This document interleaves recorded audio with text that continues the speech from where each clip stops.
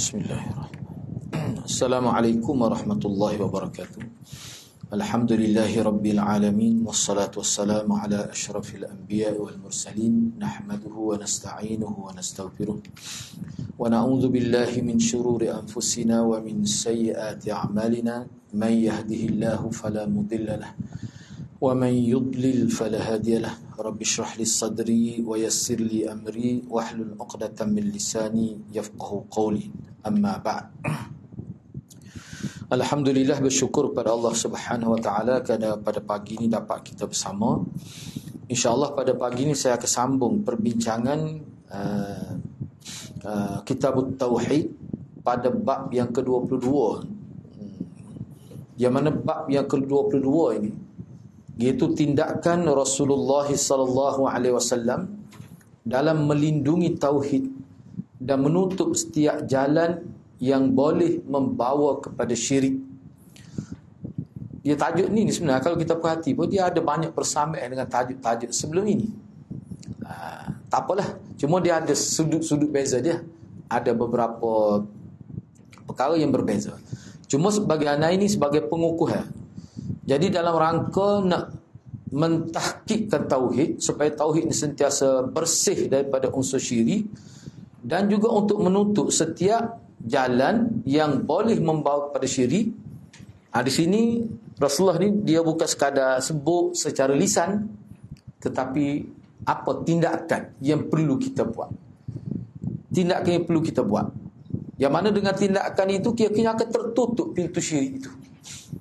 Itu maksudnya.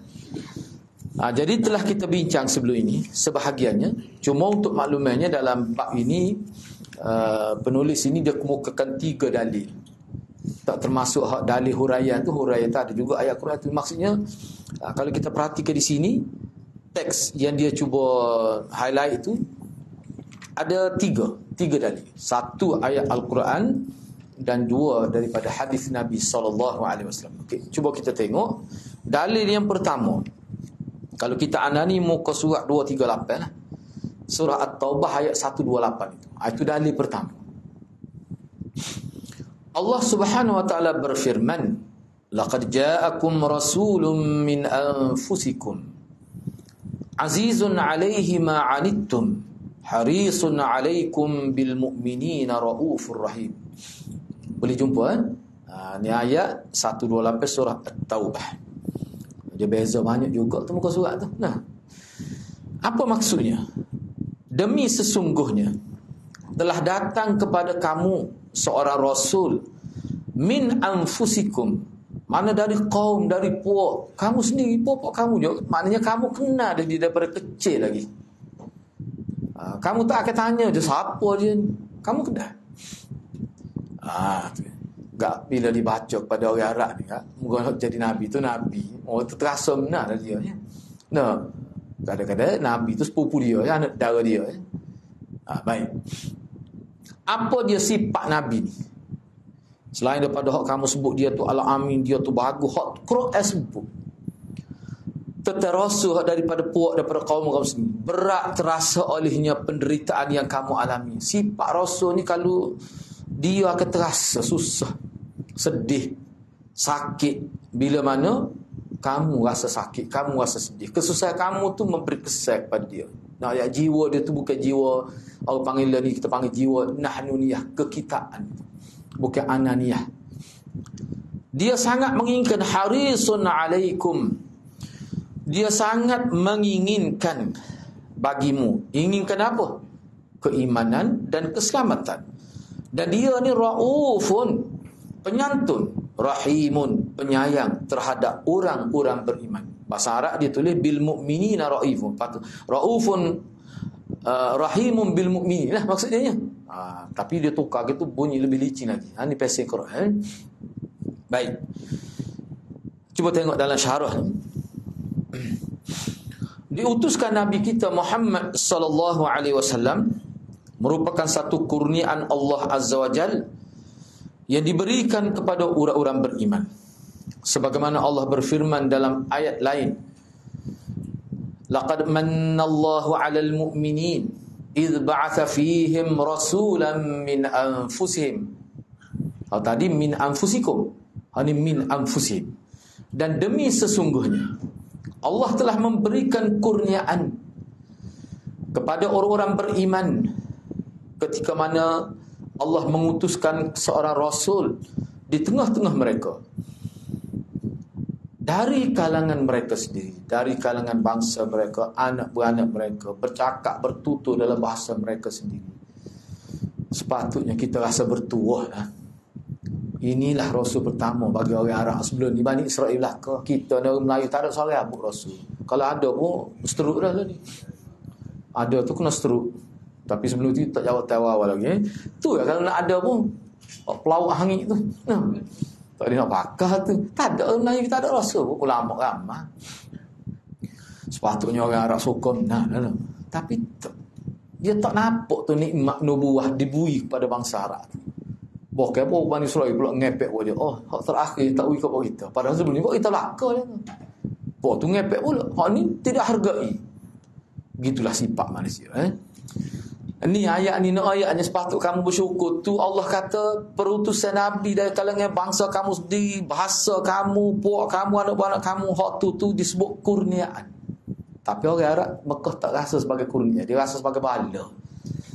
Nampak macam mana manusia dia tak nak nila tu. Nila tu dia tak nampak nila tu. Baik. Dalam ayat 128 surah At-Taubah,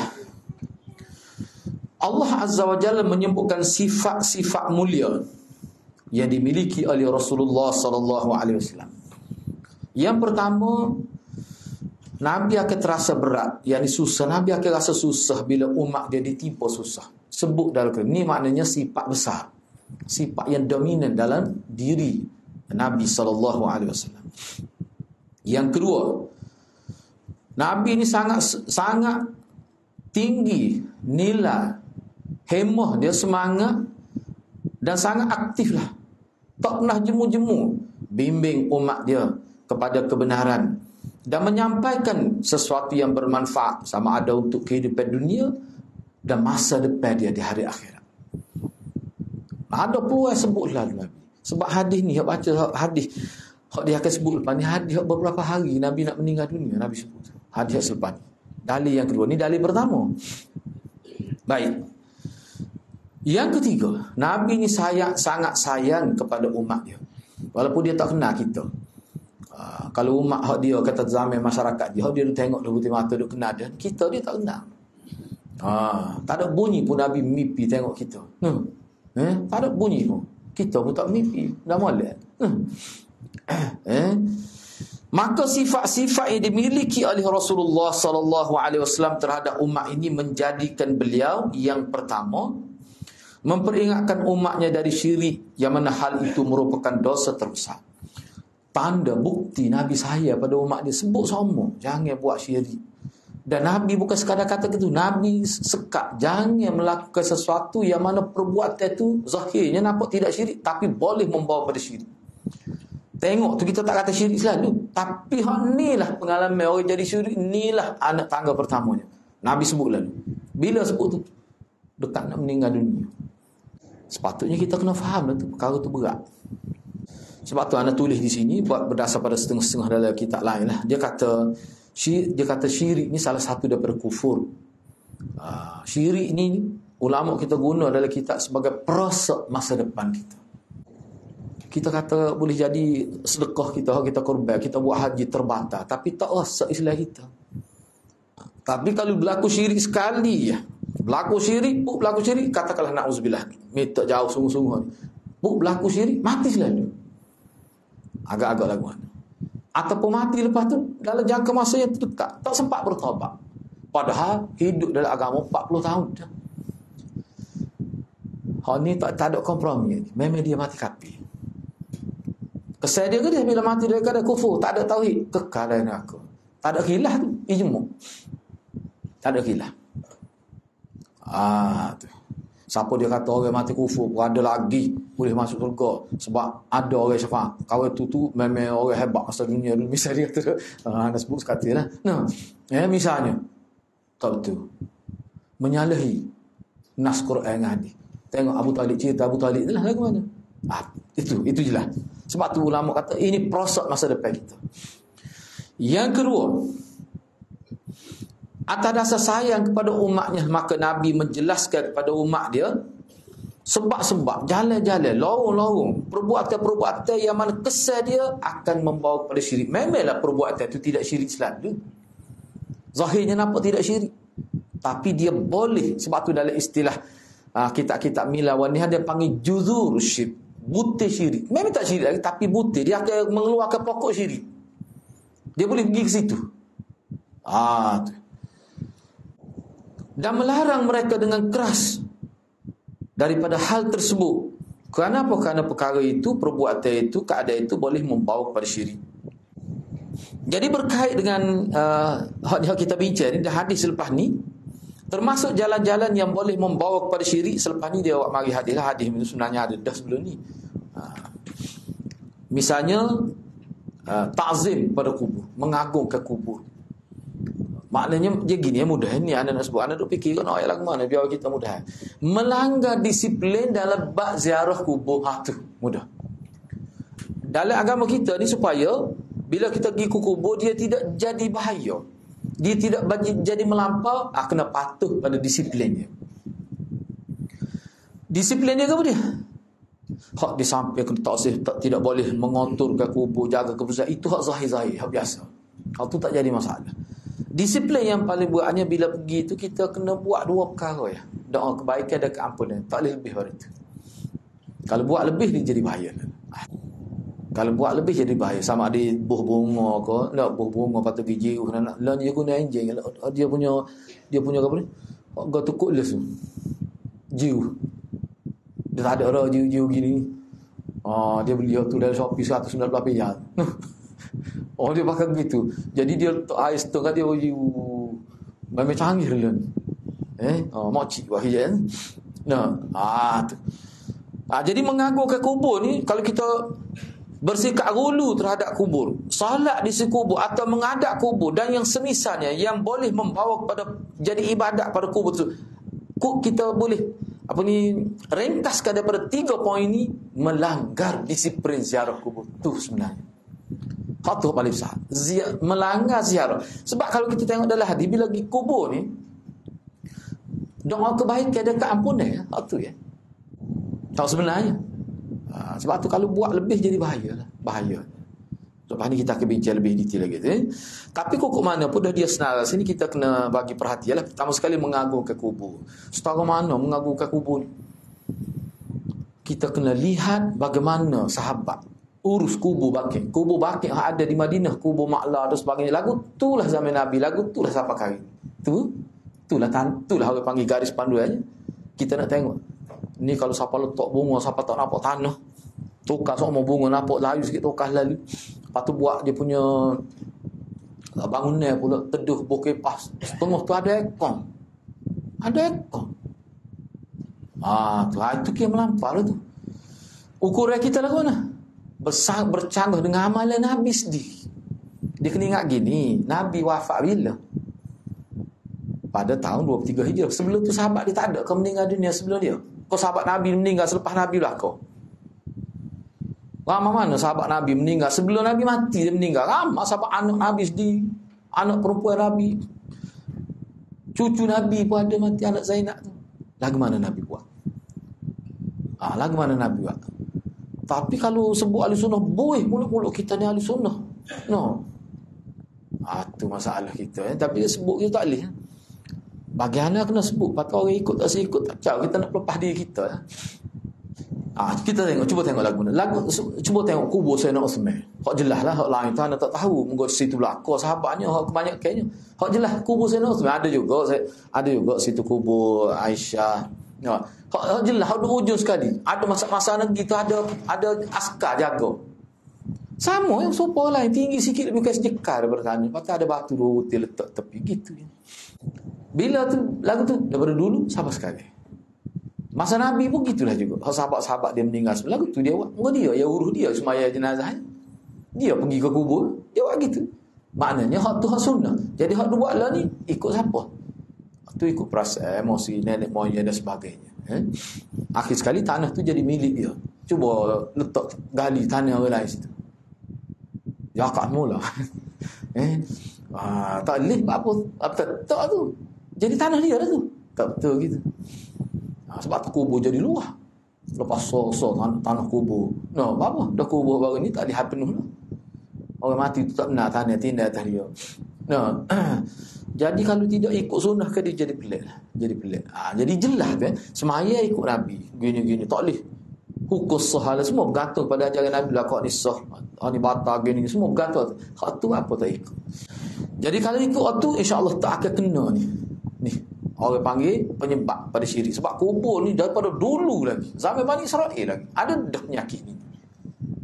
Ni. Dan mana-mana agama pun ada ni. Baik. Faedah. Yang pertama, Nabi SAW memperingat kepada umat dan menjauhkan mereka dari perbuatan syirik. Hak ni Nabi tak ada kompromi, tak ada tolak ansur dalam bab ni. Serta menutup secara total segala jalan yang boleh membawa kepada syirik. Hak tu jelas. Yang kedua, peringatan nikmat Allah peringatan tentang nikmat Allah atas para hambanya dengan mengutus Rasulullah SAW yang mulia kepada mereka. Jadi perutusan Nabi itu satu nikmat yang paling besar. Dan perkara ini ditazkirah oleh Allah kepada manusia. Dan keadaan Nabi SAW berasal daripada kalangan mereka sendiri. Sepatut mereka sambut Nabi ini secara besar-besaran. Sepatutnya pokok kita Nabi ini. Hak terakhir pula tu. Bangsa kita. Sepatut orang-orang politik sebab Abu Jahal dia boleh baca dah tu dari segi politik tu. Sohu pokok kita sekali lagi. So kadang-kadang anda mari mikir dah. Katakanlah dia ikut Nabi bobok dia ni dah. Oh memang dia jadi orang hebat. Orang payah apa dengan Nabi. Moga dia cerdik Abu Jahal ni. Bukan bodoh. Kata dia jadi ketua tu. Tapi nyalawan Nabi sampai mati dekat ada tidak Islam. Bahkan masa dia mati dalam peperangan Uhud tu sebenarnya ada peluang lagi ketika dia sakit tu. Dia tak boleh bangun. Tapi mulut kecil lagi. Mulut segar malam. Nabi suruh lagi. Sahabat tanya macam mana sekarang. Mana kalau dia mengucap memang diterima. Tak sih. Rebah dah tak boleh nak gerak dah. Cuma boleh bercakap. Dia kata, aku malu dia kata. Sebab apa? Sebab orang yang bunuh aku petani seperti kamu. Dia panggil petani kau sahabat.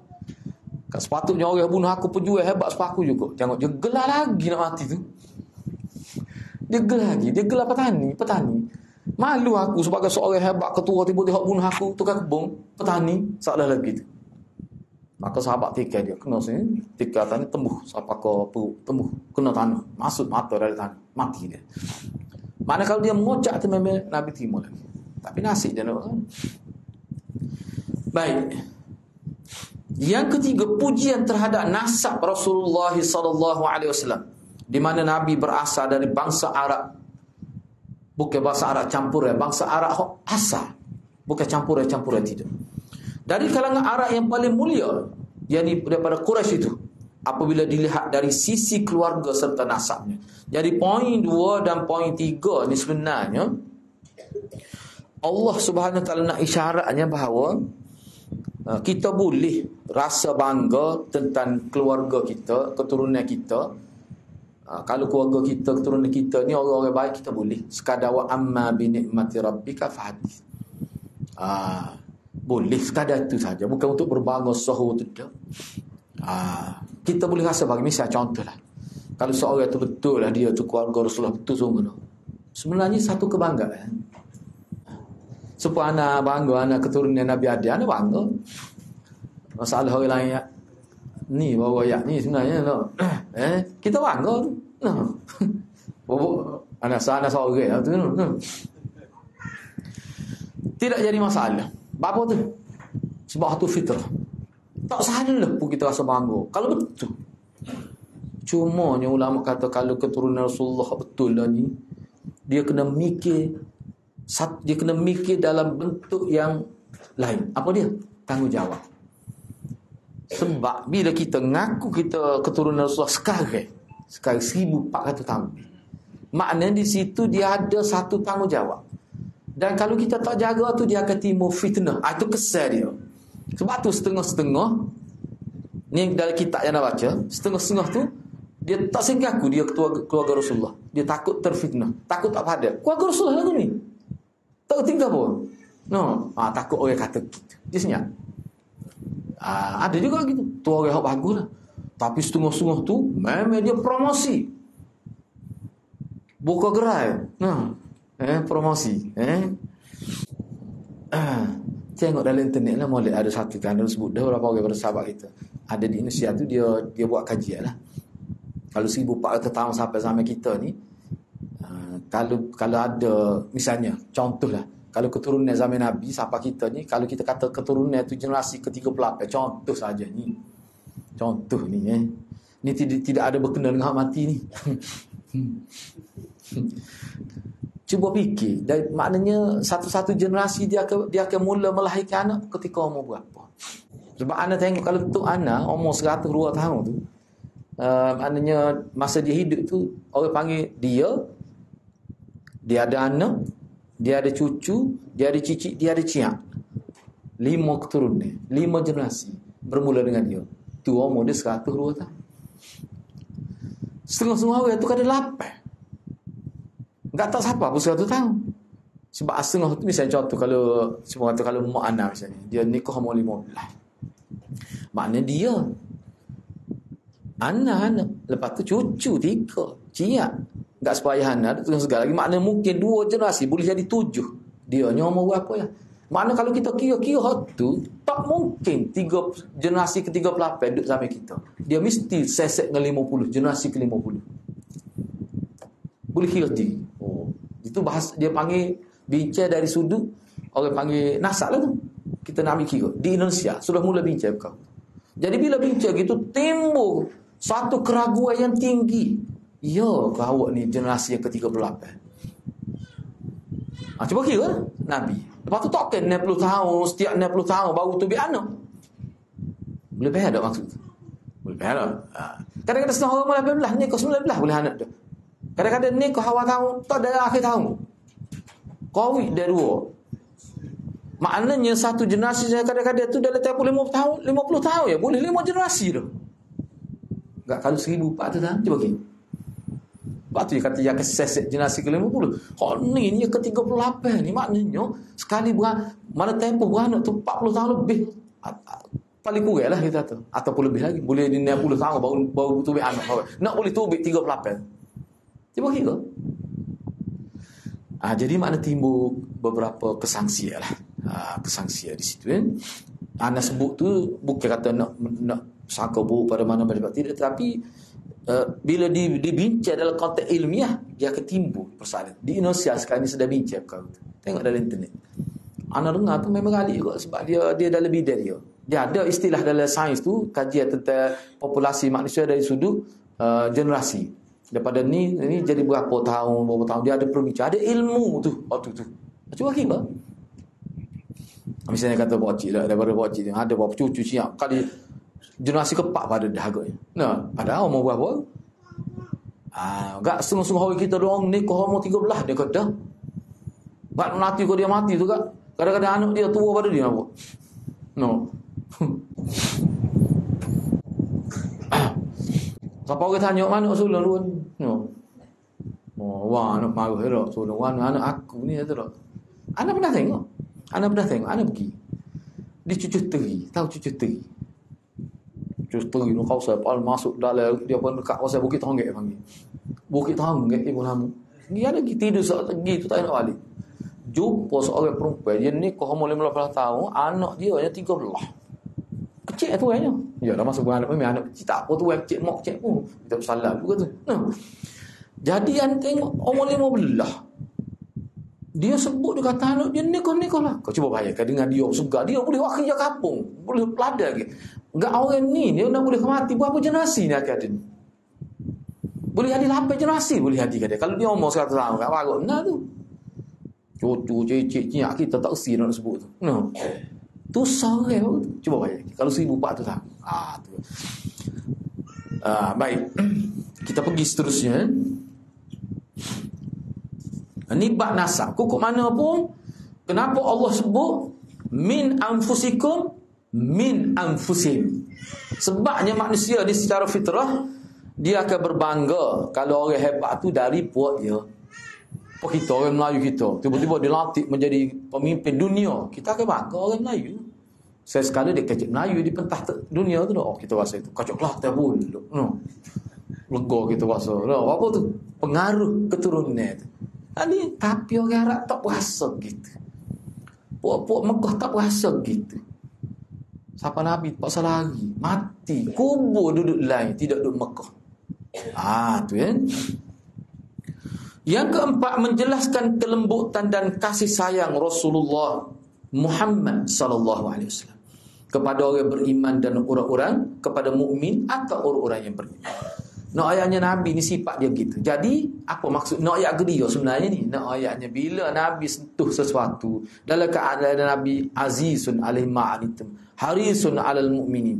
Harisun maknanya sangat bersampai satu sangat kasih belah. Dia nak kebaikan. Jadi bila dia sebut jangan mulai aku, jangan buat rumah kamu supaya kubur, jangan buat kubur aku supaya tempat ibadat.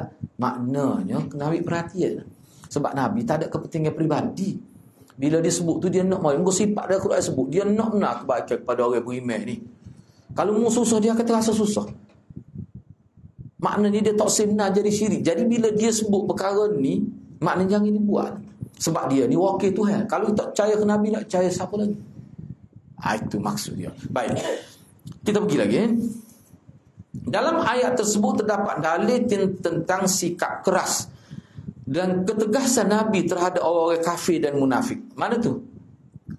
Tu Mana Nabi ni kepada orang beriman kak melembut, tapi kepada orang kafir memang dia tegah. Tu. Kalau kita baca seterusnya, baik tak apalah, kita pergi pada dalil yang kedua. Dalil yang kedua ni lebih nyata lagi lah. Diriwayatkan daripada Abi Hurairah radhiyallahu anhu, dia menyebutkan bahawa Rasulullah sallallahu alaihi wasallam bersabda, "La taj'alu buyutakum qubura wa la taj'alu qabri ida wa sallu alaihi fa inna salatakum tablughuni haitsu kuntum." Nabi kata janganlah kamu jadikan rumah kamu tu seperti kubur. Maksudnya tidak dilaksanakan ibadat di rumah. Sebab kubur ni bukan tempat ibadat. Tiba-tiba rumah jadi lagu tu, kubur jadi tempat ibadat. Balik payah tu. Wala taj'alu qabri ida. Jangan kamu jadikan kubur aku tu sebagai tempat semacam perayaan. Dia gini, ke dalam bahasa Arab bila sebut kenapa hari raya disebut Eid. Sebab dia berulang. Siapa waktu ada pula, siapa waktu ada pula. Seolah-olah orang yang pergi ke kubur Nabi ni dia akan pergi bila? 2 waktu. Ketika hari lahir, hak mana boleh gitu pergi penuh. Kalau tidak dijaga. Dalilnya apa? Di Yaman. Tak tahu mana lah tu kubur Nabi lah. Nabi Hud. Kubur Nabi Hud. Padahal tak sahih pun. Kubur Nabi yang sahih kami ikut al-hadis. Cuba tengok, bila terbuka tidak dikawal. Kubur Nabi kalau tidak kawal sekolah ni tak tahu lah ke mana. Tu punya pakak giana tengok dalam video kan. Hak tempat kita ni pun ramah lagi. Hak Kelantan, di Selangor lagi.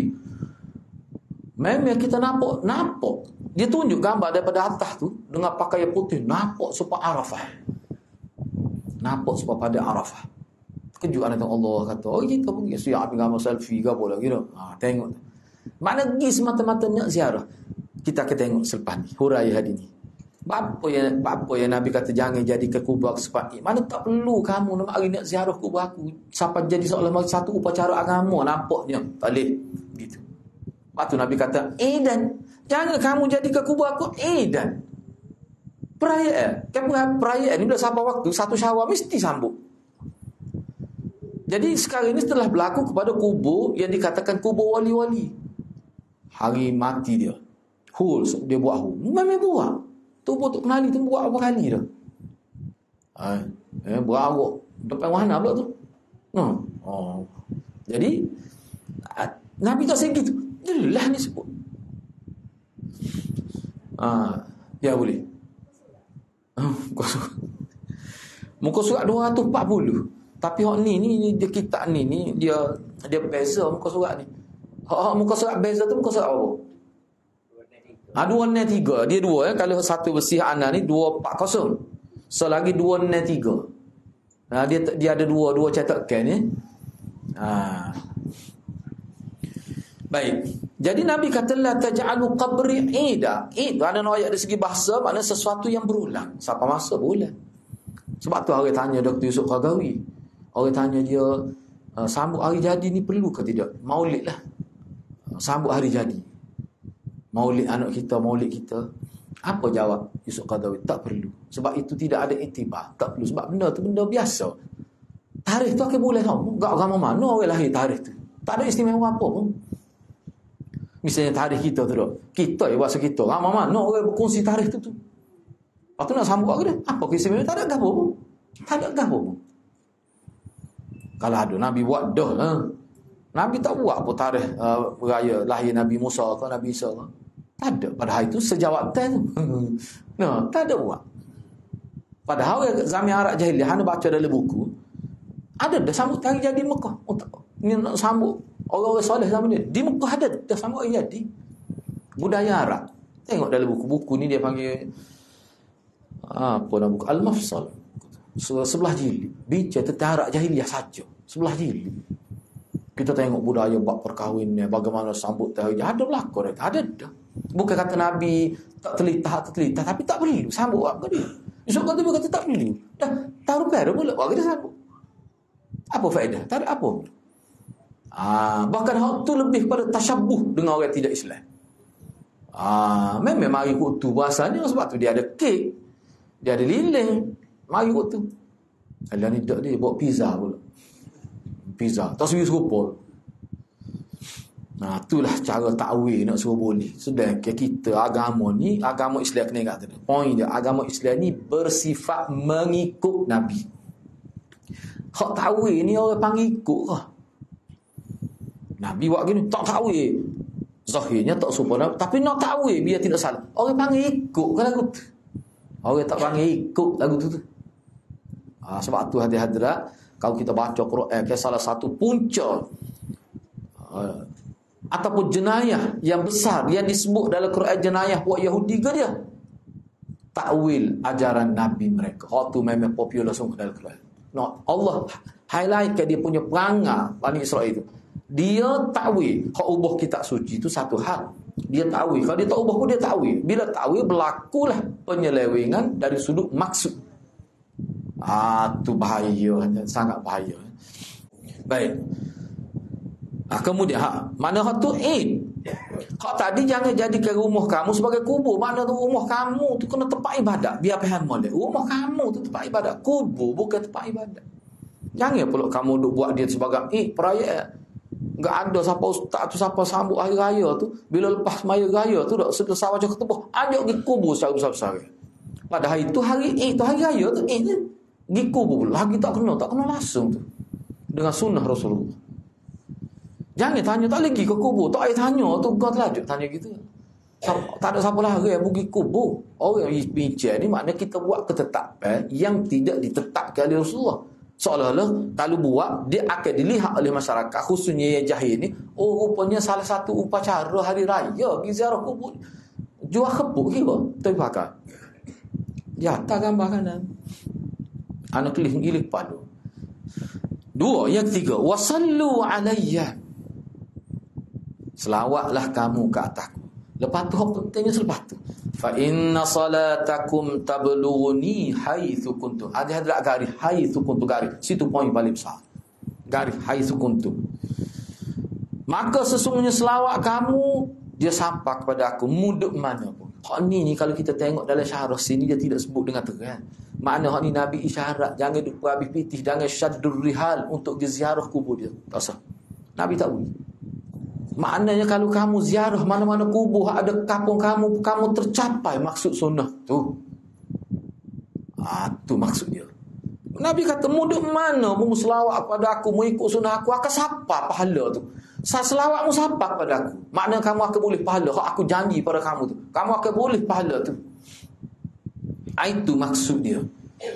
Kenapa amal ni?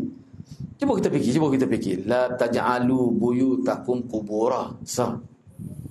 Wala taj'alu qabri idah. 2. Lepas tu sebut wasal, selawat pada aku. Sesungguhnya selawat kamu muduk mana pun siapa. Tak nampak tu isyarat dia tu.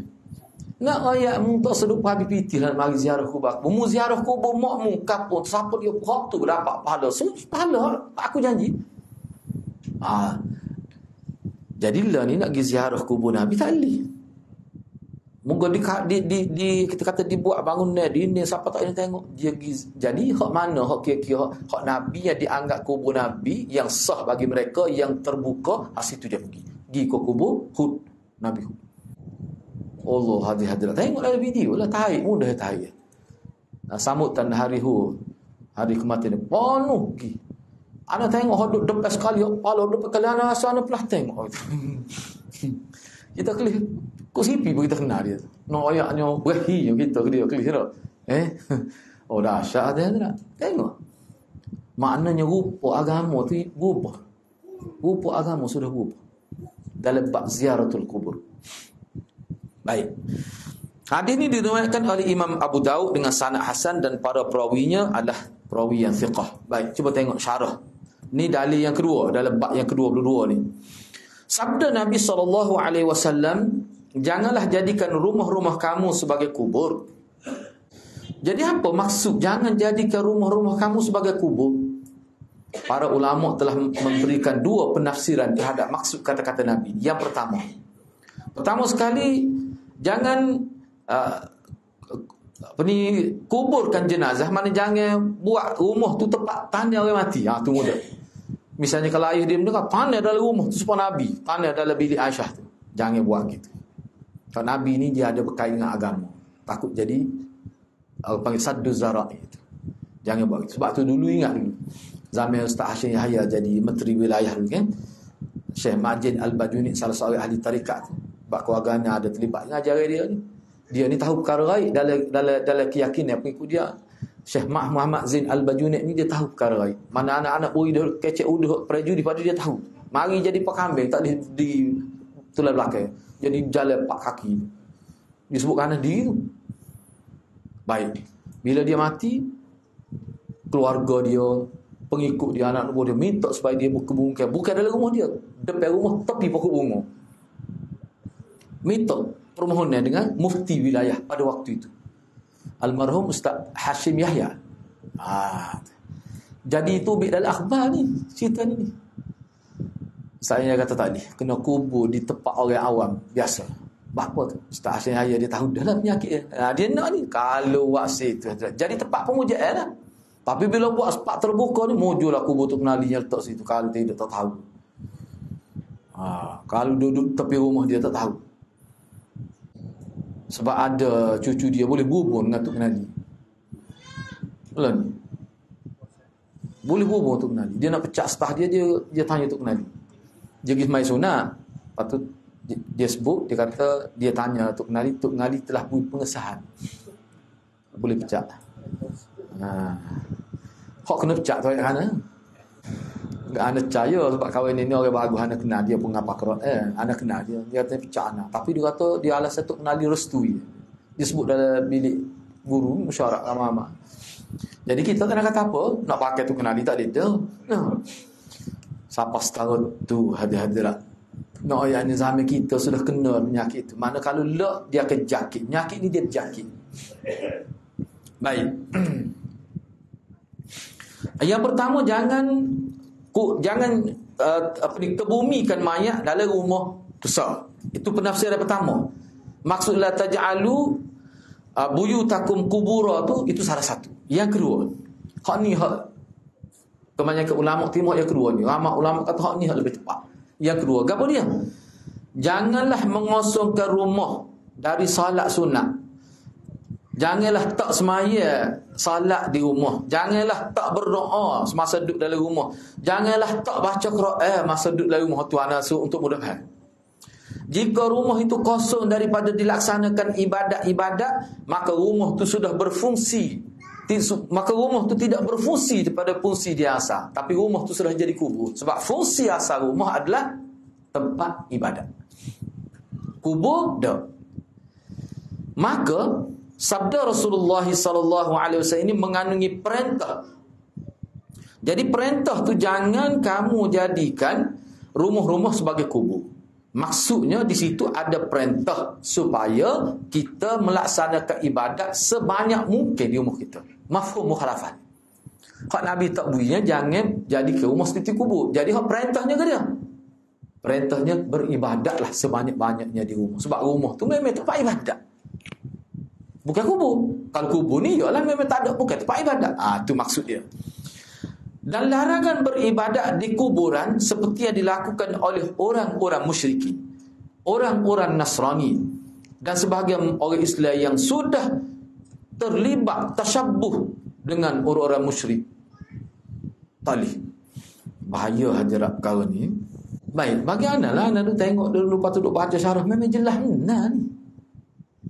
Lepas tu kita kata, sebab ada seorang ustaz dalam internet. Lepas tu mana dia kata garis panduan boleh tak boleh? Hak dia panggil kadar melampau bila pergi kubur lah ke mana? Dia boleh tanya ustaz tu. Ustaz ni bila dia pergi ke Bukit Uhud, dia kata Nabi, ni tanah saya ni sahabat, ni tanah dia boleh wayak sosok gitu. Pegang dengan tokak dia, puk dia letak ni. Apa mepek kape kuliah mati sini, lepas tu dia balik ke belakang sini, dia tengok tu. Nabi tak buat gitu. Besok ustaz ni. Kita kejut tengok. Ustaz ni pernah dia banyak perkara lah sebenarnya, banyak perkara tapi kalau kita ada bincang ni lah, kita ada bincang ni banyak perkara ustaz ni tak tahulah apa jadilah gitu Jin ini makna tasyabbuh ni jangan tasyabbuh ni maknanya asal tasyabbuh ni apa maksud? Asalnya perbuatan tu perbuatan ahli agama lain. Kalau dalam konteks ni asalnya bukan dia serupa dengan kita. Kita serupa dengan dia. Kau tu tadi. Ni amalan pokok dia. Sebabnya orang yang tidak Islam ni yang hidup beragama, yang bukan agama Islam, kubur ni mereka sangat besar kan, mereka agung kan. Kubur. Sebab tengok Kristian lagu mana. Tak boleh dah tanya orang lain. Kubur dia tu comel. Jangan kira lah. Cuba tengok dalam internet cek berapa. Anda pernah tengok sampai 10,000 dia punya gota apa ni? Gau dia panggil tu. Kita ke 50 riyah ya. Belinda tu bukan tempat tok ayat 30 tong dia. Tahu dia. Keranda lah mudahnya dah. Kita bahang kadang-kadang ambil tepi rumah gitu ya dia dah. Plywood tu. Dia dok okey. Spray comel 10,000 ke. Siap dengan dia balut. Itu pula dia stapler pula dia punya apa tu? Span dan sebagainya. Kemain. Tu orang kafir. Jadi kalau kita buat gitu, tu dipanggil tasyabbuh. Tu Nabi tak benar. Nabi tak benar. Dalam bab kubur ni, sunnah dia, pedoman kita, kubur sahabat. Itulah Nabi. Nabi yang urus kubur sahabat. Nabi yang urus. Kita kena ingat. Jangan kita tengok ni kubur Wahabi. Tak, Nabi urus lah betul. Nabi urus kubur sahabat dia. Moga sahabat dia ramai mana mati lebih dulu daripada dia. Baik, faedah daripada. Jadi dalam hadis ni yang panggil dalil yang kedua ataupun hujah yang kedua, kenapa Nabi kata 3 perkara ni, jangan jadikan rumah seperti kubur, jangan jadikan kubur sebagai tempat tumpuan. Itu mana tempat tumpuan? Boleh juga kita terima gitu. Yang ketiga, munduk mana-mana pun selawat daripada aku. Seolah Nabi kata tak payahlah kamu daripada jauh habis duit mari nak ziarah kubur aku, tak perlu. Selawat pada kuduk mana-mana pun boleh. Kalau kamu nak ziarah kubur, nak dapat kelebihan seperti yang aku sebut, kubur mana-mana pun boleh. Bahkan dalam kitab, kalau kita pergi ziarah kubur Kristian, kubur kafir boleh. Misalnya ada sahabat Nabi, mak dia mati kerana dia tidak Islam, keluarga dia mati, dia pergi ke dia ingat, sedih dia apa? Orang akan terpisah dalam hari akhirat sebab dia mati tidak Islam. Kita ni insya-Allah mati sebagai Islam, kita orang Islam. Sedih. Ingat pada akhirat. Lebih ingat lagi daripada pergi kubur Islam kadang-kadang. Tercapai juga maksud. Tu Nabi nak ayatnya. Apa yang Nabi sekat awal-awal ni? Jangan kamu mari ziarah kubur aku. Selawat aku di mana-mana, sapa pada aku. Apa Nabi kata? Takut jadi ghuluun fis salih. Sebab tak ada orang paling soleh lebih daripada Nabi. Kalau orang panggil wali tu pun dia buat ketemu tak Nabi, bayarkanlah. Tu orang panggil sekat awal-awal. Tutup terus pintu. Tak suruh terbuka sikit pun. Apa bahaya. Menutup jalan-jalan yang membawa pada syirik. Iyalah zahir, tidak syirik selalu. Seperti salat di sisi kubur. Dan ulu melampaui batas terhadap kubur Nabi SAW dengan menjadikan sebagai tempat berkumpul dan dimaksudkan mari daripada kampung halaman untuk pergi ziarah. Itu maksud dia. Sehingga akhirnya diadakanlah ziarah-ziarah khusus pada tarikh-tarikh yang khusus. Semua ni terlarang. Hak kubur Nabi Hud tu dia ada tarikh khusus. Tarikh tu mana orang yang terlibat dengan ajaran tu dia kunci dah tarikh. Tarikh tu dia kosong dah setiap tahun. Tu orang panggil kemudian. Tu orang panggil Eid. Cukup masa pergi supaya raya. Tanpa tarikh satu Syawal raya lah. Jadi lagu tu juga tarikh. Tarikh mati orang kubur tu. Tu tadi. Hak tu serupa dengan orang tidak Islam. Cuba tengok dah. Cuba tengok. Kalau kita tengok contoh kita kata Kristian. Cuba tengok. Kalau dalam cerita-cerita kita tengok. Dia memang dia itu dah tarikh tu. Hari masa hari mak dia meninggal dunia. Dia pergi kubur tu. Hari tu dia cuti. Setiap tahun dia buat gitu. Nabi tak benar buat gitu. Kadang-kadang dia pergi tu anak jauh. Duduk di benua lain pun balik berapa hari tu. Dia pergi dia tok buah ke apa kan. Dia pergi kubur tu dah. Tu. Tu lah orang panggil taklih dalam agama kita. Dia ingat tu tarikh hari dia mati. Setiap tarikh tu dia pergi. Jadi ada cara dia buat. Tu orang kafir. Kadang-kadang anak tu cuti duduk jauh balik ke kapal terbang untuk semata-mata tu. Boleh kau Islam buat kata ni. Nabi kata munduk mana-mana duduk di air pasir pun selawat munduk baca hadis bila sebut nama aku selawat siapa pada aku siapa tu makna boleh pahala. Tu nak ayat apa ni? Kalau orang faham maulid Nabi ni insya-Allah dia jadi kendur tu. Dalam bab ta'zimul qabr dia jadi kendur, tidak jadi berat. Dia akan faham kehendak Nabi dalam bab kubur setara mana. Yang kedua, disyariatkan selawat dan salam kepada Nabi SAW. Duduk di benua mana, duduk di mana pun. Hak tu hak syariat. Baik, kalau anda tanyalah. Ada ke satu riwayat Nabi sebut arah daripada atas arah dan Nabi letak fadilah ke ziarah kubur dia sekurang. Ada ke tak? Ada, tak ada. Sahadis tak ada. Hak Nabi sebut tentang ziarah kubur tu umum. Tak ada sebab hadis Nabi siapa mari ziarah kubur aku gini-gini kelebihan. Untuk kubur dia saja. Tak ada. Sebab tu Nabi kata, seolah-olah kita boleh kata, kalau nak dapat kelebihan ziarah kubur, tak payah kamu duduk menyusah, duduk negeri kamu, benua kamu, 8 jam, direct naik kapal tu bagi, tu nak kos berapa habis? Puluh-puluh ribu habis. Tak payah nak dapat kelebihan ziarah kubur. Pergi ziarah kubur tepi rumah kamu, boleh. Seolah Nabi nak kata gitu. Lepas tu kami nak selawat kepada aku, ingat aku, duduk mana-mana pun boleh. Tu Nabi nak ayat sebenarnya. Kenapa faham ni? Yang ketiga, mendekat kepada kubur Nabi tidak memiliki kelebihan sama sekali. Maknanya kita pergi setengah-setengah orang tu bila pergi ke kubur Nabi tu dia rasa tempat mustajab doa. Tak ada sebuah riwayat sebut doa di kubur Nabi mustajab doa. Hak Nabi ayatnya di Raudhah. Kalau Mekah ni banyaknya. Kat Multazam dan sebagainya dekat Kaabah tu kawasan tu. Pelik sekali dia ada pelik. Masa nak ngaji tu guru kita Maulana pun kata mana agama Islam daripada Allah Subhanahu Wa Taala, dia tak bercanggah ajaran itu. Dia tak akan bercanggah aja. Bila Nabi tak benar tu kubur, dia jadi tak ada. Dia salah buat kenyataan kubur aku lebih pada kubur lain. Tak ada salah gitu. Maknanya serius sungguh tu. Tidak jadi sepuluh jual rokok tak boleh gini letak di kotak rokok tu orang kena kanser tapi jual alik-alik. Dia tak akan jadi gitulah. Bila Nabi larang sesuatu tu, semua ajaran Nabi tu dia akan ke arah merealisasikan larangan itu. Tidak double standard lah. Yang keempat, larangan bermusafir dari jarak yang jauh dengan maksud untuk ziarah kubur Nabi. Ini tak ada. Sebenarnya maksud tak ada tu kenapa hal lah kita pergi ke Madinah. Memang kita pergi ke Madinah tu kerana masjid.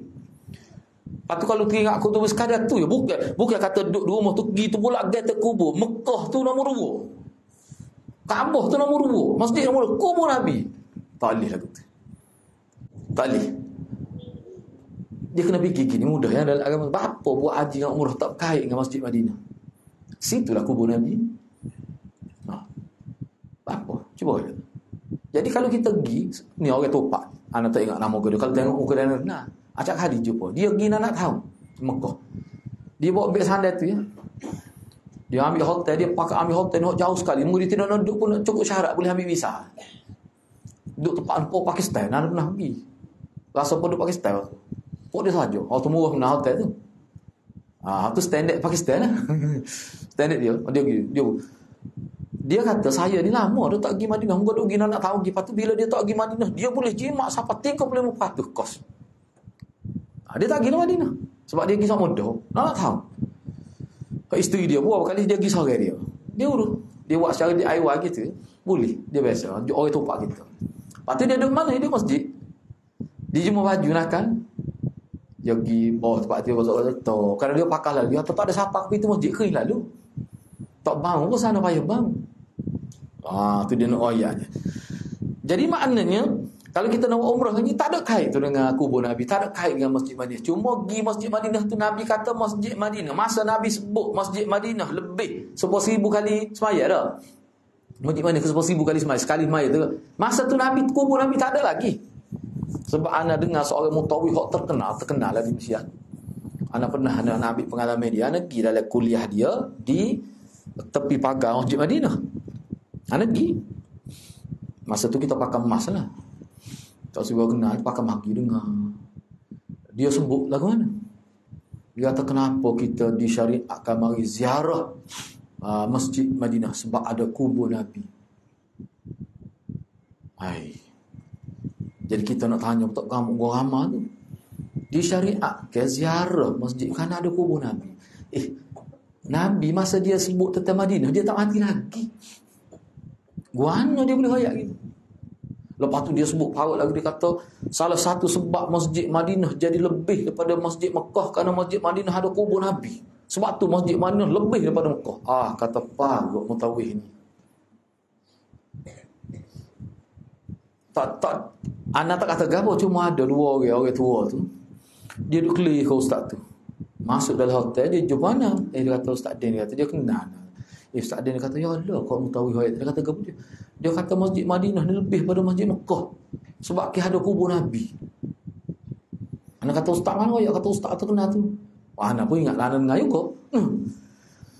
Dia kata pakcik, rasa ke mana? Tak betul dia tu.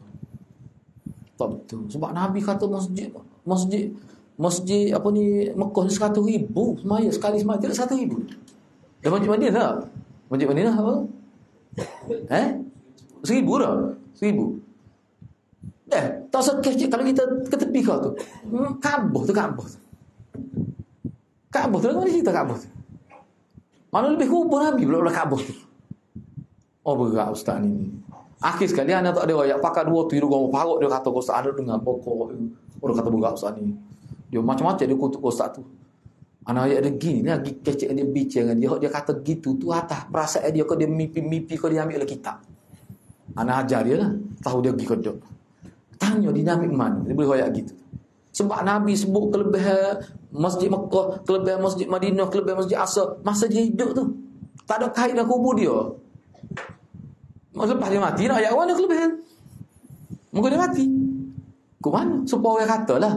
Ada doa Nabi ajar, doa awal tahun akhir tahun. Doa awal tahun akhir tahun ni berlaku bila? Tidak sampai sana Umar baru tentu ke awal hijrah bulan Muharram. Nabi tak ada. Nak ada doa ke mana? Kau Nabi mu kena ingat ni. Lama sana Umar ni akan ada. Doa ni mesti pemolek. Bila siapa sana Umar tetap satu Muharram tahun kalian dah bawa Islam, baca ni. Tak ada. Nabi kata simpan jangan baca lagi. Cuma aku ayat awal-awal. Mana ada? Tiba-tiba ada doa Nabi. Bagaimana tu berdusta atas nama Nabi tu? Lagu tu tu. Terang tu. Muka tahu satu Muharram kan start bila mulanya. Sampai sana Umar.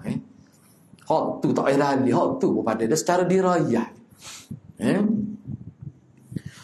Baik, seterusnya lah.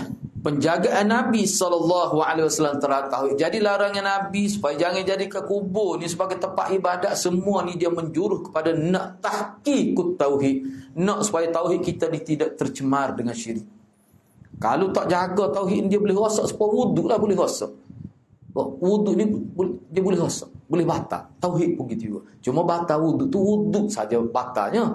Tak ilah pahala. Hak ni lain ni. Kalau batal tauhid, dia rosak habis. 1045 tahun kita duk bina pahala, malaikat dia catat, hilang semua. Masalahnya dosa tak hilang. Jadi kalau nak jadi Islam semula, nak supaya malaikat catat semula amalan, kena ngucap semula. Ngucap semula, di situlah bermula semulalah pahala kita. Dosa tu sebenarnya tu juga. Tu masalah dia syirik ni berat tak berat. Gitulah. Okey, dalil yang ketiga. Kita ambil dalil yang ketiga. Ni pun lebih kuat juga sebenarnya, tak apalah. Ana Ali bin al-Husain radhiyallahu anhuma, Ali bin Husain radhiyallahu anhuma, annahu ra'a rajulan yaji'u ila furjah kanat inda qabrin nabi sallallahu alaihi wasallam fayadkhulu fiha fayad'u fanahahu faqala ala uhaddithukum hadithan sami'tuhu min abi an jaddi an Rasulillah sallallahu alaihi wasallam qala la tattakhidhu qabri 'ida wala buyutakum qubura wa sallu 'alayhi fa inna taslimakum tablughuni haitsu kuntum. Dari Ali bin Al-Husain. Dari Ali bin Husain. Ni Ali ni cucu Sayyidina Ali. Dia apa ni? Ali Zainal Abidin. Ali Zainal Abidin. Ni antara imam Syiah. Dia tidak imam Syiah ni, Syiah kata. Syiah sandarkan dia tak libat ahli sunnah ni. Daripada Ali bin Husain radhiyallahu anhuma, bahawa dia melihat seseorang datang ke salah satu celah pada kuburan Nabi, lalu masuk dalam. Mana kubur Nabi pada waktu itu tutup dah, adalah lubang sikit. Yang teruk masuk ke lubang tu. Furjah tu. Dia masuk dalam kawasan kubur, bukan masuk dalam kubur, masuk dalam kawasan kubur. Ada lalu pada tutup dah tu, dulu pun tutup dah. Muka bilik Aisyah tu. Ada lubang sikit yang masuk teruk lagi. Dia tak lama dah tu. Masuk tu. Jadi Ali ni dia tengok. Lepas tu dia tengok bila masuk tu nyaduk doa tepi kubur Nabi. Maka Ali bin Husain pun datang melarang orang itu, jangan buat gini. Dia kata gini. Masa dia larang tu, antara dia sebut pada orang itunya, maukah kamu kalau aku beritahu pada kamu satu hadis yang aku dengar daripada ayahku? Ayah aku ambil daripada datukku, datukku ambil daripada Rasulullah. Datuk dia tu makna Sayyidina Ali lah, datuk dia tu Sayyidina Ali. Mungkin dia keturunan Nabi. Ni ngerti ni, anak percaya ni. Ni Ali ni memang cucu Rasulullah ngerti. Bukan 38. Yang ke berapa ni? Yang kedua. Yang kedua, dua dah. Ali, Abu Husain yang kedua. Sayyidina Husain tu cucu Rasulullah, cicit Rasulullah. Cicit Rasulullah ni. Cicit Rasulullah ni. Ni. Dia pun ceritalah, dia kata, mu nak ke? Mana kawan tu nak lah, dia pun sebutlah, dia kata bahawa Rasulullah sallallahu alaihi wasallam bersabda, janganlah kamu menjadikan kubur aku sebagai tempat perayaan. Janganlah kamu jadikan rumah-rumah kamu sebagai kubur, tak ada ibadat dalam rumah tu. Tetapi kalau mu nak selawat, nak doa, nak gapo pun duduk mana-mana pun selawat mu tak kesapak padaku, sapak pada Tuhan lah, maksud boleh pahala. Kau ke mana? Mu selawat kepada aku duduk mana boleh pahala. Mu doa duduk mana pun Allah mustajab doa. Maknanya gapo dia sini pengajaran kita boleh ambil daripada dia panggil ni asar. Ni asar cucu Rasulullah. Ali bin Husain ni bin Ali bin Abi Talib lah. Ali bin Husain, Husain bin Ali, Ali bin Abi Talib, Abi Talib bin Abdul Muttalib tu. Tu. Dia nak ayat ke dia? Nyu masuk ada lubang kecil, furjah ni lubang kecil. Siapa teruk masuk di kubur Nabi tiba-tiba doa. Perbuatan tu setara tu pun tak boleh. Siapa dia kata? Salaf kita dulu. Ali, anak Sayyidina Husain tu lah. Lepas tu Sayyidina Husain ada Sayyidina Ali. Makna cicit Rasulullah. Makna dia faham ajaran daripada datuk dia, daripada ayah, daripada Nabi, daripada datuk dia, ada siapa seterusnya. Bukan Nabi tu datuk dia juga, datuk yang kedua tu. Sayyidina Ali tu datuk yang pertama. Nak ayat setara tu tak boleh dah. Larang dah, jangan buat gitu. Mana perbuatan lagu tu dalam pandangan salaf kita dulu, Ali bin Husain ni perbuatan tu supaya orang panggil melaku jadi ke kubur supaya ibadat. Daripada lagi doa ya. Bukan duduk khabar gitu dah. Bukan duduk berzikir melompat tumpah kuat. Tak, tidak gitu. Pergi doa ya. Tak boleh dah. Maknanya tutup tu tak buka lasur tu. Sebab bahaya. Padahalnya bagi doa kubur. Kalau kita nak sebut lah, biarlah sebut lah. Tepi kubur tu kan ada raudah tu. Apa mung tidak pergi situ? Pongkong tak kepala dah. Kalau kita lah nak, kita tak apa tolong ni mau tak erti. Raudah tu. Raudatun min riyadil jannah ma baina manbari wa qabri. Dengar tak? Mak apa ni?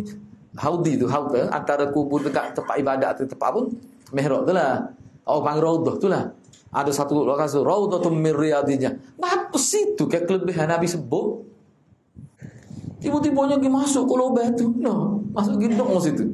Tak boleh dah setara tu. Gak kita lan. Tidak lagu tu berat. Berarut akad daerah. Selepas bosah lepas lalu lepas mana? Dia buat jasman dulu lepas siapa? Selawat siapa kubur. Start di Pondok Tung Nadi. Tak tahulah kalau demo ni ada zaman ni kali hilik kepala dia. Ketemu. Lepas tu kita kata ni berapa tahun ni dia Sayyidina Ali, lepas tu Sayyidina Hussein, lepas tu cucu dia. Ada dah berlaku gitu. Tapi pupuk dia laris lalu. Gila lalu. Dia gila lalu tersebut. Dia tengok. Gitu, mau nak dengar ke seolah dia kata gini. Dia kata tak boleh buat gitu. Nak dengar ke satu hadis. Kau aku dengar daripada tuk aku. Dia riwayat. Tentang kubur ni lah. Jangan kamu jadi ke kubur tu sebagai tempat ibadah. Maknanya gi dengan tujuan khusus. Gi nak doa seolah-olah mesti ada anggap baik tu. Dalam hati tu kubur tempat mustajab doa dan sebagainya. Padahal raudah tepi tu ya. Tu ya. Baik, faedah kita perhatikan sikit hari ni. Yang pertama, larangan dari berdoa di sisi kubur Nabi sallallahu alaihi wasallam demi menjaga kemurnian tauhid. Kau kita pergi kubur Nabi doa juga di masuk kubur Abu Salam. Jangan bawa gitu. Wis salah ya, salam. Waktu wis salah tak apa. Nak doa di tepi raudah. Tak perlu itu apa kubur. Doa. Tadi tu. Dia jangan ikut perasaan. Biar ada dalil. Kalau ada dalil ana sana pun nak buat. Kalau ada dalil, tunggu kita pakai buat. Lepas tu doa ke ampun ni tu lain. Kita doa ke ampun ni. Doa supaya Allah tempatkan Nabi maqam Mahmud. Tu tak apa. Baca tak apa tu. Lepas tu tepi dia Sayyidina Bakar, doa pada Sayyidina Bakar, doa tu tak apa. Tu sunnah. Doa kebaikan dan keampunan. Yang kedua, disyariatkan mengingkari kemungkaran dan mengajari orang-orang yang tidak tahu. Maknanya dalam bab ni kena bertegah. Tengok Ali bin Hussein tu pergi selalu tengok orang masuk. Dia kita tengok doa dalam tu. Dia baca hadis ni. Maknanya hadis ni sesuai dengan perbuatan orang itu. Kalau Nabi larang tu sesuai dengan pada hakim doa ya. Yang ketiga, larangan dengan sengaja memperkemaskan, buat persiapan rapi supaya nak pergi Mekah dengan maksud untuk ziarah kubur Nabi. Nabi tahu. Kalau kita pergi tu orang panggil sambil-sambil ya. Moga Nabi kata kalau semaya di masjid Mekah 100,000, mau di Madinah lebih. Kita pergilah. Tapi dah kubur tadi kita pergi tiap Nabi. Sekadar tu ya. Tapi bila kita pergi, sebab tu orang Islam terdidik dengan baik, dia pergi kubur Nabi, dia tinggal pada sekadar tu ya. Hak tempat dia nak laksana ibadat di raudah tu. Hak tu dia berebut sampai kesok tu uzur tu.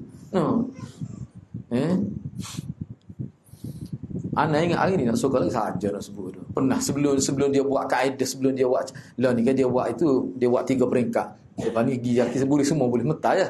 Berapa minit 5 minit gitu dia hambak suara lain pula masuk, semua boleh masuk. Dulu sebelum gitu. Allah hadrat. Mutawih besar pada anak. Kata ustaz dia kena tak lepas ini. Dia tak ada. Baik kata, ni main ni apa lagu ni? Rupanya nak pergi masuk raudah. Kau apa kata patung boleh kata ni. Pekai perut kelima tu. Tak sebab ketuk nama tukar tu. Apa ke? Masa nak ngesok ke kau? Kelata kata, nyawa. Baik boleh lah. Mai lagu mana mai? Sebab giling mai duk gitu. Tahu giling, nanti giling. Dia sepuluh bola dia beli tu. Gitu anak nak sokol lah. Anak kata maya kau gapo. Kira sujud atas kepala lu. Kutu anak kata sepatut lain. Anak pun ingat pada Imam Malik kata.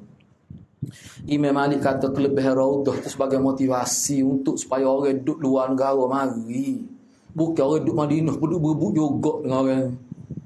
Orang duduk Madinah juga duduk berebut juga. Sebab tu dia kata orang duduk Madinah, Ahlul Madinah tak sah. Wih kau orang luar dah bagi lagu tu. Dah kita bila-bila masa pun boleh. Ni berebut juga dia pun. Tu Imam Malik pernah buat. Masa anak pergi tahun bila, ni pelik ke luar biasa lah. Luar biasa. Padahal bukan musim haji. Bukan musim. Oh ni dekat dengan dalam bulan Ramadan. Ni dia hari Jumaat terakhir dalam bulan Ramadan. Sehingga gubernur dia punya Masjid Haram Tanah Haram tu keluar satu surat perkeliling isytihar minta penduduk asas itu supaya keluar pergi ke Tanah Halal ataupun pergi ke kawasan pinggir-pinggir Tanah Haram, minta mereka semaya di masjid-masjid yang ada. Tinggalkan Masjid Haram untuk beberapa hari, beri peluang pada orang luar lagi. Buat ramah selacuk. 1 kilometer lebih soft. Duduk di dataran putih tu. Bukan kira di Kaabah, kira di luar masjid tu. Hampir 1,5 kilometer. Anak tahu ni gini.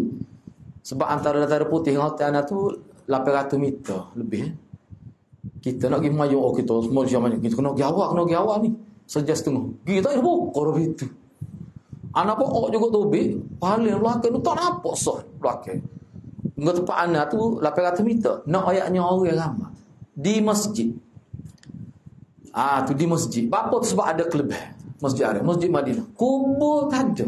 Kubur Nabi pun kita pergi tu sebagai ingat. Ziarah kubur lah, biasalah. Seperti mana. Jadi makna disiplin ziarah kubur terpakai untuk kubur mana-mana. Hatta kubur Nabi.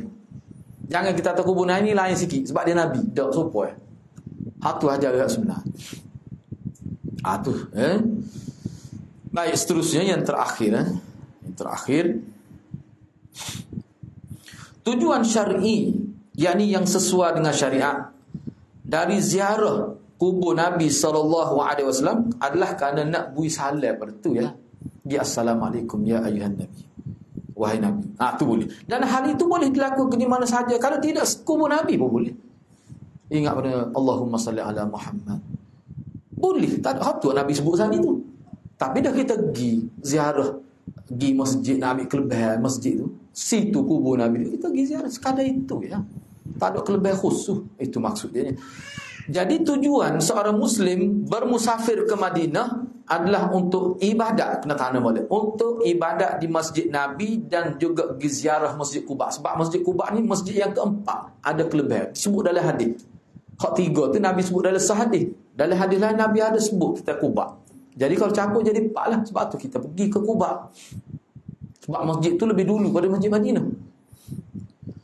Bukan tujuan dia nak pergi kubur Nabi sebenarnya masjid. Kalau niat ke Masjid Nabi untuk ibadat, kemudian setelah tu dia ingin ziarah ke kubur baginda sallallahu alaihi wasallam. Hak tu boleh. Niat nak pergi cuma niat juga bila-bila tu kita nak pergi kubur Nabi. Tak kita segi, tak nak sabar. Kita pergi ziarah di Masjid Maya, tak apa tak pergi kubur Nabi. Takut salah. No. Kubur lain ke boleh ziarah ni ke kubur Nabi. Kadang gitu ya super. Sebab tak nak kata disiplin ni dia terpakai untuk semua kubur. Tapi kita pergi tu bukan bermakna untuk semata-mata kubur. Masjid tu. Sebab Nabi sebut masjid tu lebihnya bukan kubur tu. Tu tak apa. Tapi sini pun dia jaga cukup sekali saja. Ni ada ulama sebut cukup sekali. Sebab apa? Takut jadi lebih. Takut jadi timbul perasaan. Syaitan takut ganggu. Sebab syaitan ada dalam masjid Madinah. Gitulah. Jadi kandungnya bak ni. Anak baca lalu aku habis ni tak seorang ni baca aja ni. Lepas ni kita akan masuk bab 23. Cuba tengok. Nombor 1 sekali. Kita bincang daripada awal, dia letak sini. Seolah-olah macam murajaah lah, kita nak murajaah isi kandungnya bab ni. Pertama sekali. Bila kita habis baca bab ni, mana kita akan faham tafsiran dalam surah At-Taubah tu. Tadi surah At-Taubah dalil yang pertama tu, muka surat 238. Laqad ja'akum rasulun min anfusikum. Itulah maksudnya. Kita faham adalah apa maksud dia tu. Maknanya Nabi sebut dekat dia nak meninggal dunia, jangan jadi ke kubur sebagai tempat ibadat. Jangan jadi ke rumah sebagai kubur. Kita faham. Sebab Nabi saya doa kita. Itu maksud dia. Jelas. Yang kedua, Nabi SAW memperingatkan umat dia dan Nabi cuba menjauhkan mereka sejauh-jauhnya daripada syirik dengan sekat semua sumber yang boleh mengantar pada syirik, serta Nabi menutup setiap jalan yang boleh mengantar pada syirik. Yang ketiga, Nabi SAW sangat menginginkan keimanan dan keselamatan bagi kita. Nabi ni sangat sayang, sangat menyantuni kita. Nabi sangat sayang kepada kita, nak mati pasal lagi.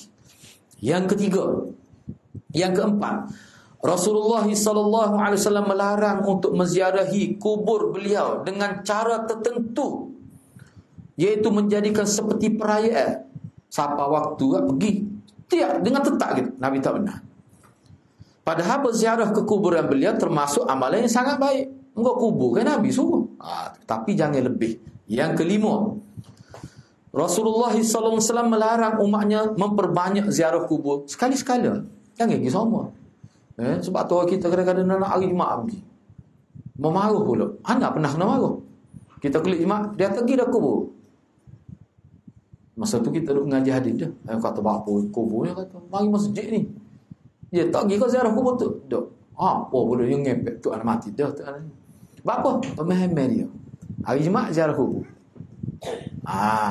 Tapi ajaran Nabi tidak. Kita bila-bila boleh malam ada. Kubur kita malam ni kena ziarah kubur malam.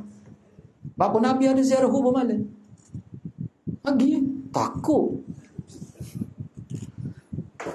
Sebab dia kata madah dia tengok dia tu. Tu kat start tu. Mukadimah dia tu bahaya tu.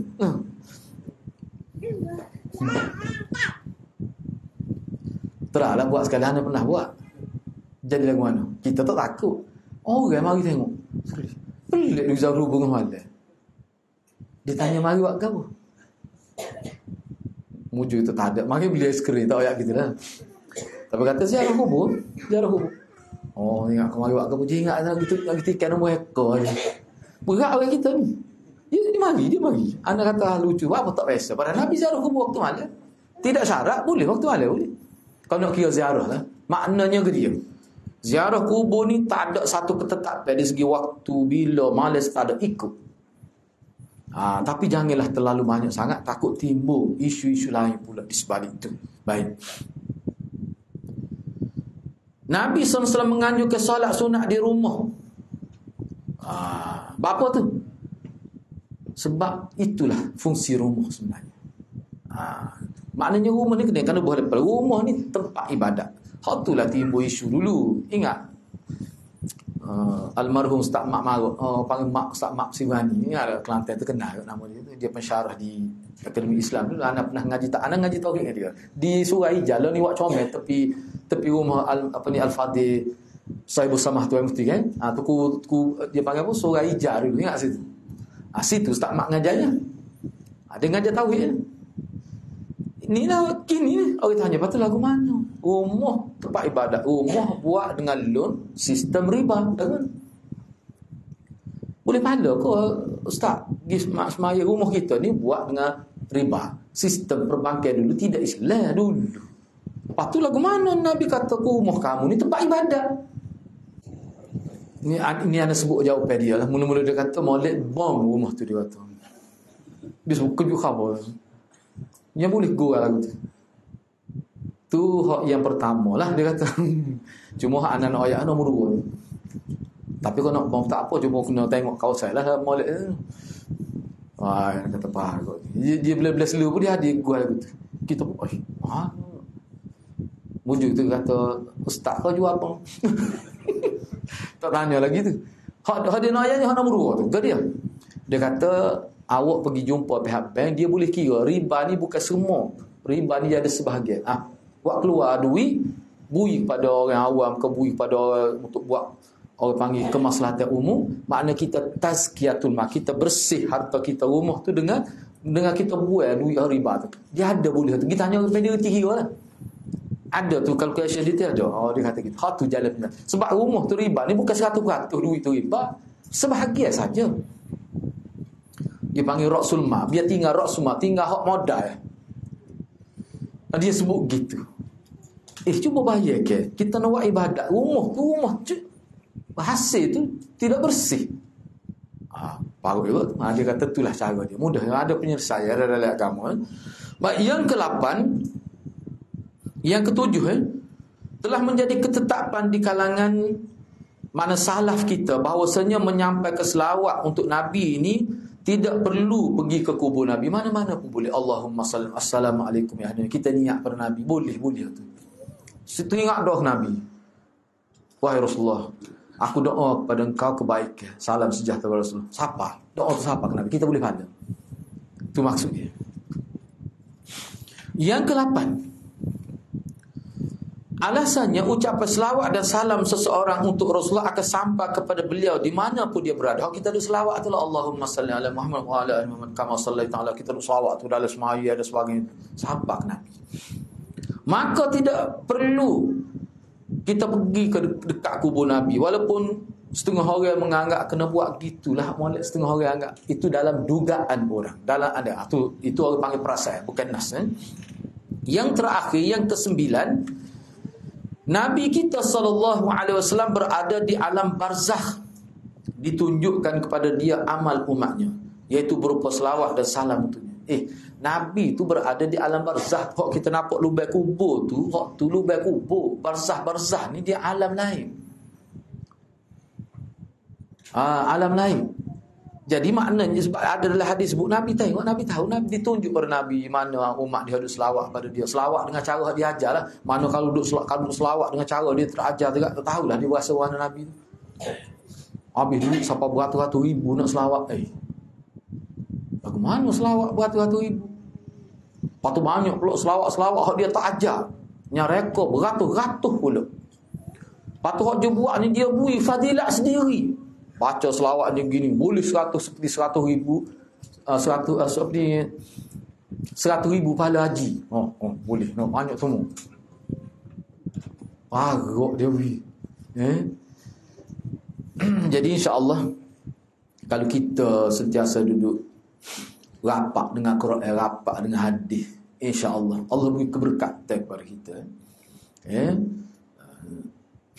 Jadi untuk sesi akan datangnya minggu depan ataupun minggu depan ni kita masuk bab yang ke-23.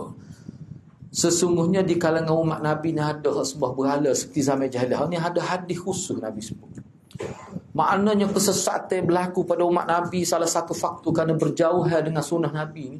Rasa umat dia ni sampai ada yang sembah berhala tu serupa zaman Arab jahiliah. Itu kita bincang dalam sesi akan datang insya-Allah. Okay, ada apa-apa persoalan kan? Dia orang nak dulu banyak ni.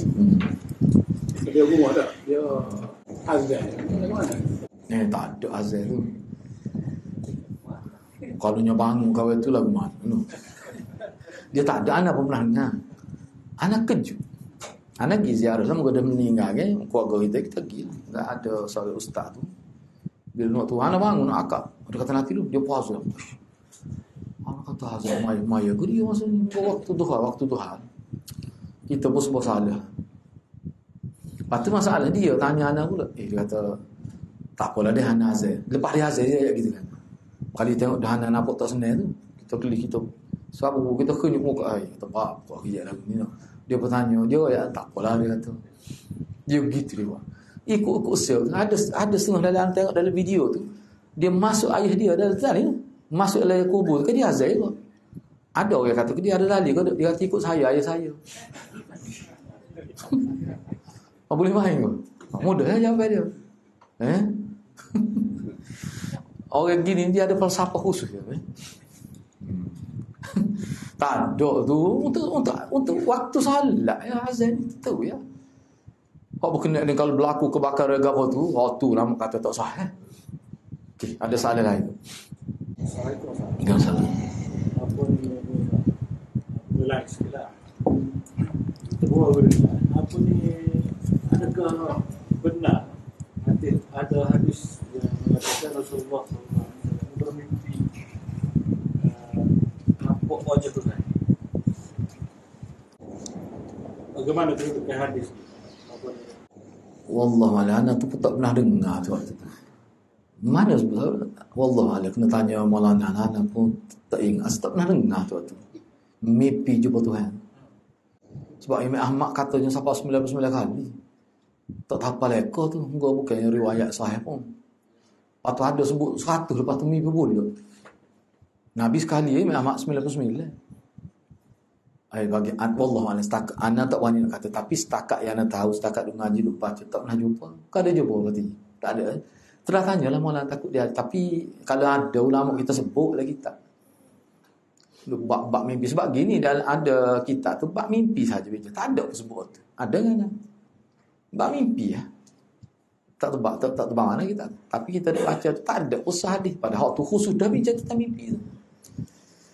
Wallahu alam lah. Kecuali kalau dia ada bawa sana, kalau dia ada bawa hadis mungkin kita boleh cek. Sebab kalau sebut gitu nak start lagu mana nak cari hadis wahyu. Tapi kalau dalam hadis tentang mimpi tu anda baca tu tak ada. Padahal khusus dah tu. Hadis-hadis tentang mimpi.